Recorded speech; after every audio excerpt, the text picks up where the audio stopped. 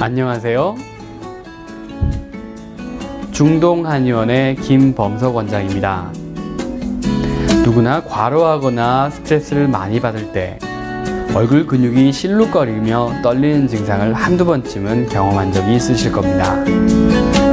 이런 경우 몸에서 휴식을 취하라고 신호를 보내는 것으로서 충분하게 쉬고 좋은 영양 섭취를 하면 대부분 곧 호전되곤 하지요. 하지만 충분히 휴식을 취한 이후에도 유난히 눈밑이나 입 주변 또는 한쪽 얼굴이 계속적으로 실룩거리는 경우가 있습니다.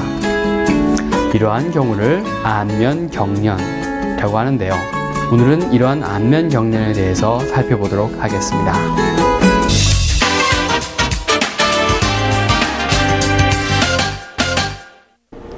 안면경련은 제7번 안면뇌신경의 비정상적인 흥분으로 인해서 얼굴의 좌측이나 우측 한쪽에 본인 의사와는 관계없이 경련이 발생하는 질환입니다.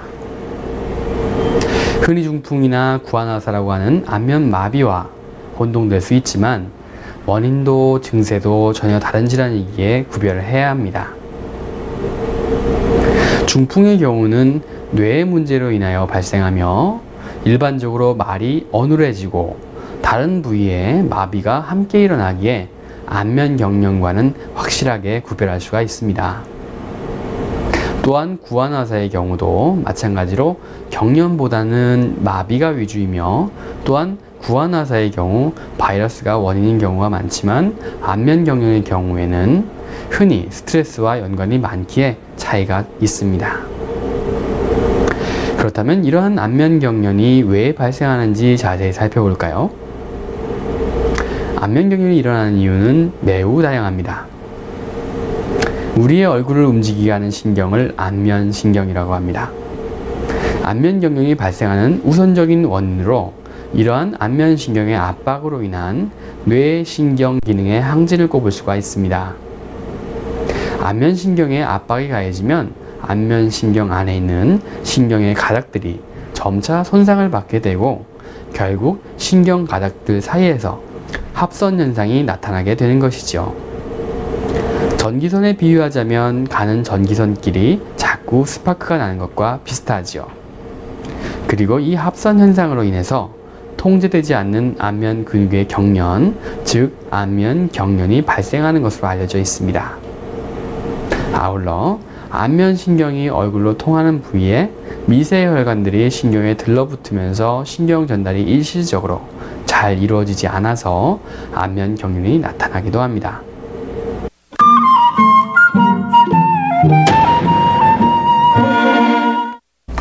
한의학적인 측면에서 살펴보면 간장의 기운이 비정상적으로 발생하여서 얼굴에 떨림을 발생하거나 또는 피가 부족하여서 근육 떨림이 생겼다고 봅니다. 아울러 과로, 과도한 신경, 생각을 많이 하는 등의 다양한 심신의 원인들로 인해서 간이나 심장에 혈류장애가 일어나고 이로 인해서 머리나 안면 등의 혈관과 신경에 노폐물이 증가하게 됩니다. 나아가 혈관의 저항으로 인한 팽창 및 변형 등에 의해서 안면경련이 나타나게 되는 것이라고 생각하고 있습니다. 이런 안면경련은 안면신경의 항진으로 인해 얼굴의 한쪽 근육이 본인의 의도와는 다르게 간헐적으로 수축하는 증상을 위주로 합니다. 주로 40대에서 50대 사이에 많이 발생하며 남성보다 여성에게서 2배 정도 많고 우측보다 좌측에 많은 경향이 있다고 합니다. 흔히 눈 아래가 떨리고 눈이 저절로 강하게 감기게 되는 것이 안면경련의 일반적인 초기 증상입니다.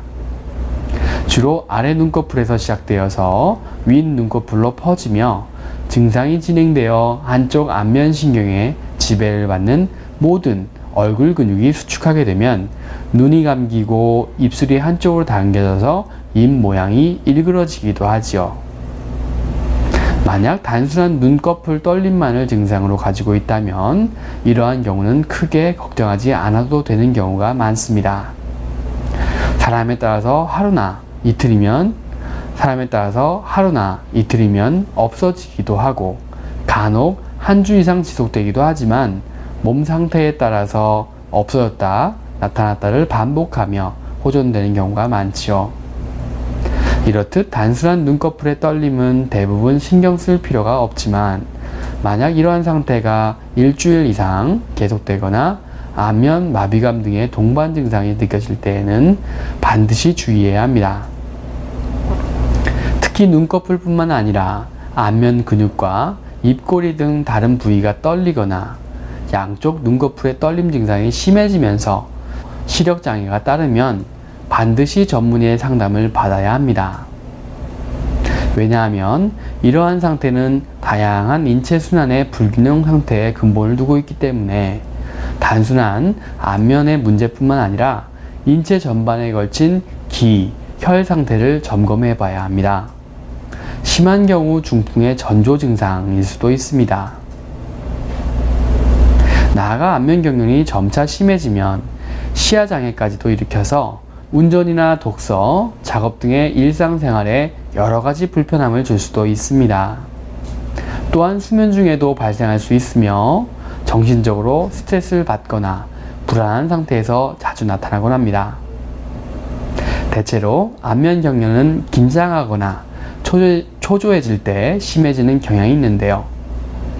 심장 박동이 빨라지면서 자연스럽게 혈관의 움직임도 격해지기 때문이죠. 그래서 소심한 사람이 안면 경련에 잘 걸린다는 속설도 있습니다. 이런 경우 낯선 사람과의 대화 시에 경련이 반복적으로 나타날 수 있으며 또한 매우 심한 강도와 높은 빈도로 나타나서 사회활동에 심한 지장을 초래하기도 합니다. 나아가 이로 인해서 우울증, 대화 공포증 등의 정신기능장애까지 일으키기도 하니 가볍게 여길 수만은 없겠지요.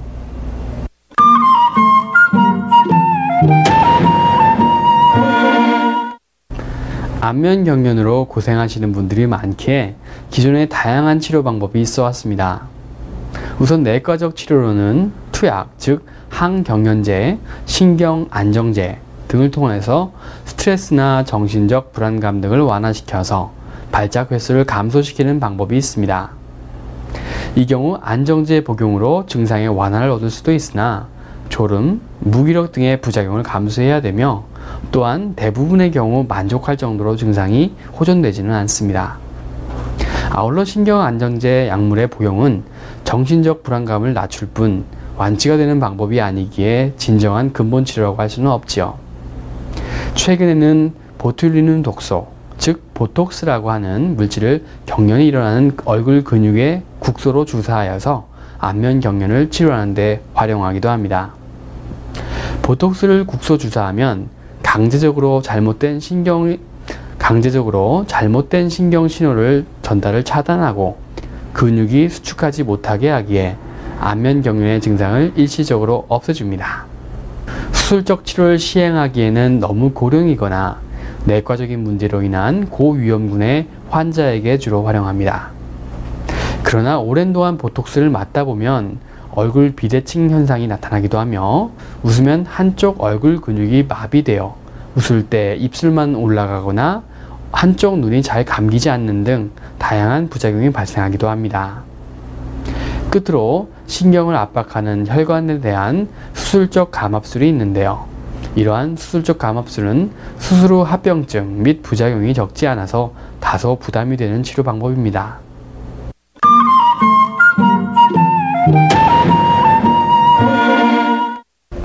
결국 기존의 치료 방법이 안면 경련의 근본적인 치료 방법이 되지 못했기에 많은 환자분들이 한방 치료를 원하고 있는 실정입니다. 그렇다면 이러한 안면 경련을 한약에서는 어떻게 치료하고 있는지 알아볼까요? 동의보감 등을 찾아보면 안검 경련에 대하여서 두풍증, 간풍 내동에 해당된다고 기록되어 있습니다. 인체의 노폐물인 담음과 수독에 의해서 기혈의 순환에 문제가 발생하면 바람의 속성을 지닌 풍사가 발생하고 경련을 일으킨다고 해석한 것이죠. 그래서 한약에서 안면 경련을 치료하는 중점은 이러한 담음과 수독을 제거하여 뇌 혈액순환을 개선하는 것이 가장 큰 부분을 차지합니다. 실제로 한의원에 오시면 이러한 안검 경련을 침구 치료 및 한약 치료를 통하여 보다 근본적인 치료를 하실 수 있습니다. 우선 눈꺼풀 주변이 떨리는 경우에 눈 주위에 잔죽, 사죽공, 이묵 등 경련의 위주로 침구 치료를 하면 막혔던 부위의 기혈이 소통되어서 안면 경련에 좋은 효과를 거둘 수 있습니다. 안면 경련은 피로나 스트레스가 오랜 시간 누적되어서 피가 부족한 혈액 상태를 유발해 안면부 근육에 영향을 해주지 못하여 발생하는 경우가 많습니다. 따라서 누적된 스트레스로 인한 기에 막힌 흐름을 풀어주고 피를 보충해주는 한약을 투여해야 합니다. 또한 한의학적으로 볼 때 오장육부 중 간이 근육을 주관한다고 합니다. 한의학에서는 간 기능의 부조화로 풍, 즉 바람이 생기고 떨리는 경련이 일어난다고 보기 때문에 간을 다스리는 치료 한약을 사용하기도 합니다. 아울러 신장의 허약으로도 안면 경련이 발생하기에 신장을 자양하고 북돋을 수 있는 한약을 이용하기도 하죠. 이렇듯 인체의 근본적 부조화 상태를 개선시킬 수 있는 한약 치료와 함께 안면부 근육의 경련을 안정시키는 침구 치료를 병행하면 안면 경련을 보다 근본적으로 개선시킬 수 있습니다. 증상이 초기에 한방 치료를 받을수록 치료 횟수 및 기간이 단축되며 치료의 만족도가 좋습니다.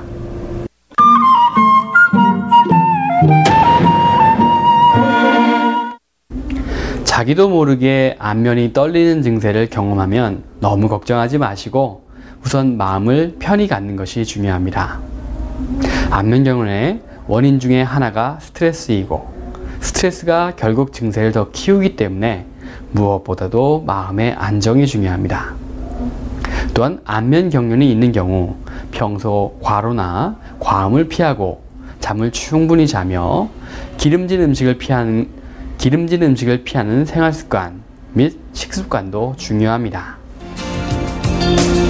안면 경련은 신체가 약해졌다는 신호인 동시에 내 몸을 고쳐달라는 인체의 자연스러운 표현입니다. 가벼운 일시적인 증상이겠지 하면서 증세를 숨기는 것보다는 제때에 한의원에 와서 치료를 하는 것이 현명한 선택입니다. 이 방송을 보고 계시는 시청자 여러분들도 만약 안면 경련으로 불편을 겪고 계신다면 전문 한의사에게 진찰과 상담을 받아보고 치료를 하는 것이 좋습니다.